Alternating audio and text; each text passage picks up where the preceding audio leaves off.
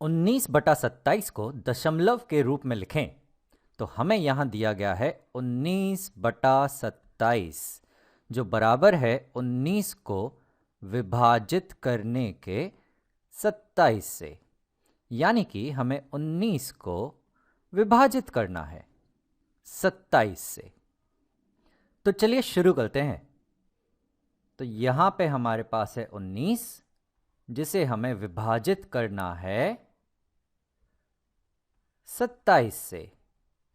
अब यहां मैं देख रहा हूं कि जो 19 है वो तो 27 से छोटा है, तो ये पूर्णतः 27 से विभाजित नहीं होगा। तो यहां पे मुझे कुछ दशमलव शून्य लेने होंगे। तो यहां पे मैं कुछ शून्य ले लेता हूं। तो ये मैं यहां पे कुल 6 शून्य ले रहा हूं। कुछ और ज़रूरत पड़ी तो हम आगे ले लेंगे। अब 19 तो 27 से विभाजित नहीं होता था, इसलिए हमने ये दशमलव शून्य ले लिए। तो चलिए यहाँ लिख देते हैं 0.। अब हमारे पास है 190। 190 तो 27 से विभाजित हो सकता है। अब कितने में होगा यही सवाल है। अब अगर मैं सोचूं 25 गुणा 7 होता है 175। तो चलो एक काम करते हैं, 27 गुणा 7 करके देखते हैं क्या मिलता है। 7 गुणा 7 होता है 49, तो 4 और यहाँ 9। 7 दूनी होता है 14, 14 और 4 होता है 18। तो 27 गुणा 7 हमें मिल रहा है 189। तो ये तो यहाँ आ जाएगा। तो 27 गुणा 7 हो रहा है 189। अब हमें 190 में से 189 को घटाना है। 190 में से 189 घटाएंगे तो हमें मिलेगा सिर्फ 1। अब चलिए इस अगले शून्य को हम नीचे ले लेते हैं। तो अब ये बन चुका है 10। अब 10 जो है वो भी 27 से छोटा है, तो ये तो विभाजित नहीं होगा। तो यहां मैं ले लेता हूं एक शून्य, और फिर मैं इस अगले शून्य को भी नीचे ले लेता हूं। तो यहां हमारे पास आ जाएंगे 100। अब 25 गुणा 4 100 होते हैं, तो 27 गुणा 4 तो 100 के बाहर जाएगा। तो चलिए देखते हैं 27 गुणा 3 कितना होता है। 7 तिया होता है 21, 3 दूनी 6, 6 और 2 8। तो हमें यहाँ मिल रहा है 81। तो 27 को अगर हम गुणा करेंगे 3 से तो हमें मिलेगा 81।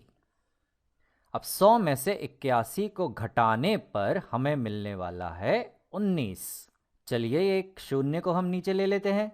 तो अब हमें यहां मिल चुका है 190। अरे 190 तो हम अभी अभी यहां करके आए थे। ये तो हम जानते हैं कि 27 को जब 7 से गुणा करेंगे तो हमें मिलता है 189। और जब 190 में से 189 को हम घटाएंगे तो हमें मिलने वाला है यहाँ पे 1। अब चलिए अगले शून्य को हम नीचे ले लेते हैं। तो यहाँ हमें मिल जाएगा 10। 10 जो है वो 27 से छोटा है, तो ये तो इससे विभाजित नहीं होता, तो इसलिए मैं यहाँ लिख देता हूँ 0। अब चलिए अगले शून्य को भी नीचे ले लें। जब हम इस शून्य को नीचे लेंगे तो वापस से हमें मिलने वाला है 100। 100 तो हम अभी अभी देख के आए कि जब 100 होता है तो 27 को 3 से गुणा करने पे हमें मिलता है 81। और 100 में से जब हम 81 घटाते हैं तो हमें मिलता है 19।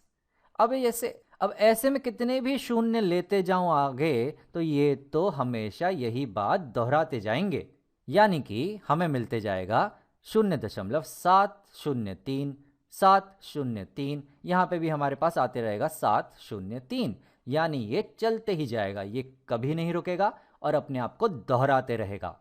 तो हमें यहाँ 19/27 बराबर मिल रहा है 0.703 703, और ये चलते रहेगा।